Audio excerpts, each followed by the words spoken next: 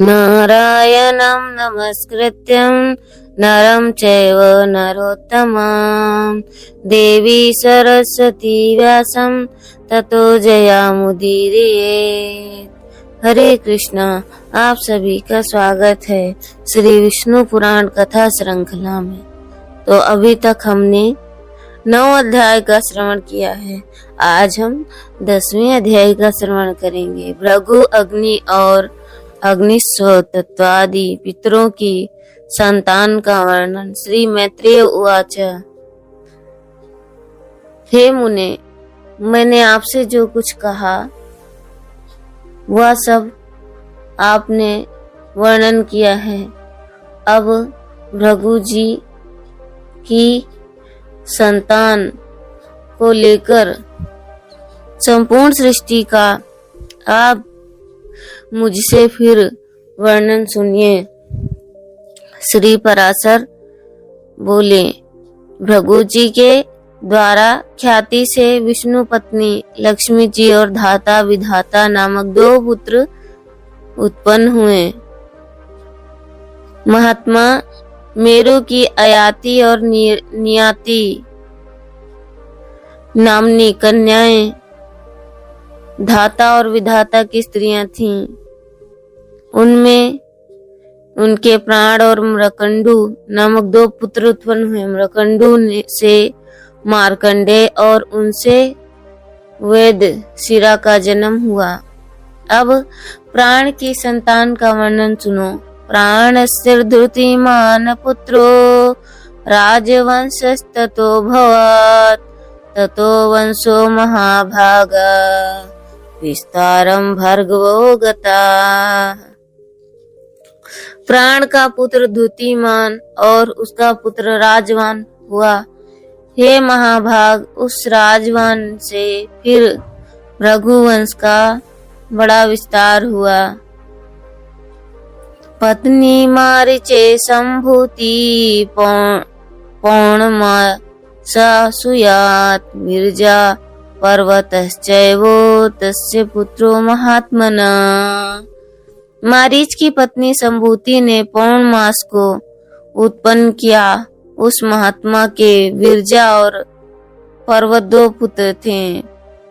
हे द्विज, उनके वंश का वर्णन करते समय मैं उन दोनों की संतान का वर्णन करूंगा।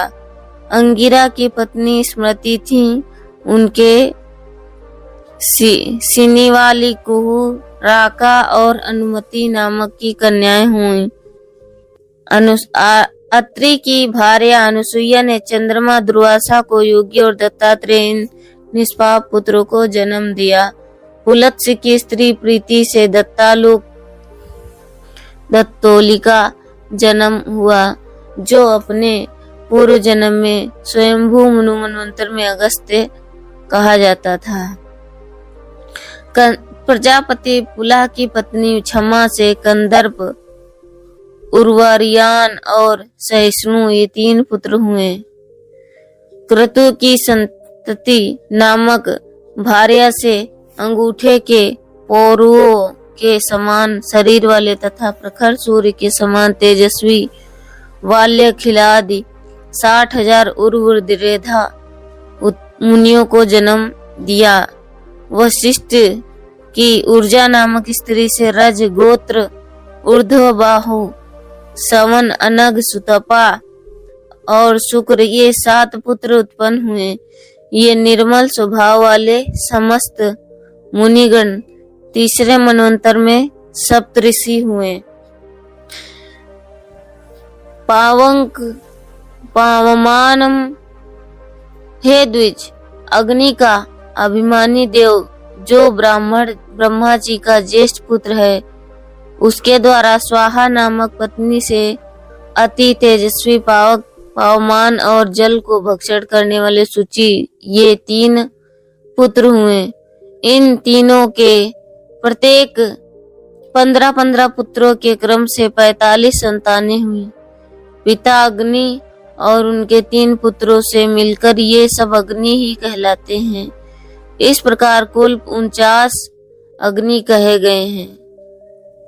तो 49 प्रकार की अग्नि होती है। हे द्विज, ब्रह्मा जी द्वारा रचे गए जिन अनगिनत अग्निशोता और सनक ब्रह्मर्ष परिषद और पितरों के विषयों में तुमने कहा था, उनके द्वारा स्वधानी मीना और धारणी नामक 2 कन्याएं उत्पन्न हुई थी। वे दोनों ही उत्तम ज्ञान से संपन्न और सभी गुणों से युक्त ब्रह्मवादिनी तथा योगिनी थी। इस प्रकार यह दक्ष कन्याओं की वंश का परंपरा का वर्णन किया। जो कोई श्रद्धा पूर्वक इसका स्मरण करता है वह संतान नहीं रहता। इति श्री विष्णु पुराणे प्रथमे। हम आपसे मिलते हैं 11वें अध्याय में। अभी तक हमने 10वें अध्याय का श्रवण किया, अब हम श्रवण करेंगे 11वां अध्याय। तब तक के लिए हरे कृष्णा। श्रवण करें, अपनी श्रवण क्रिया को प्रबल करें। हरे कृष्णा।